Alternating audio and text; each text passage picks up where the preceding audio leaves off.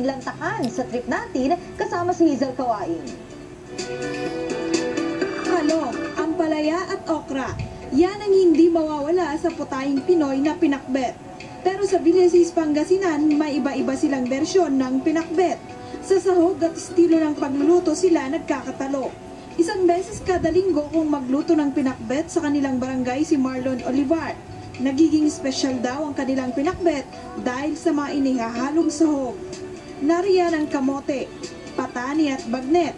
Isang uri ng talong na tinatawag na Japayuki talong ang ginamit na sangkap sa pinakbet.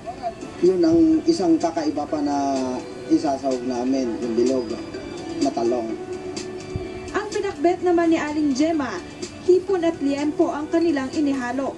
Pero ang sekreto raw nila para ito'y maging masarap? Sekreto po namin. Ma'am, sweet smile po. Yun po, tsaka may hipon po kami. Sa 10 kilong talong na iniluto sa kawa, mahigit 100 kataong nabusog nito. May bitbit pang baon pauwi ang ilan. Oh, it's very interesting. Very interesting. I like the display of all the food and the dancing. Super sarap, ma'am.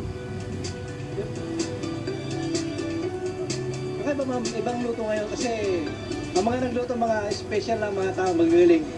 Ako si Hazel Kawaing nag-aatid ng Balitang Amyanan.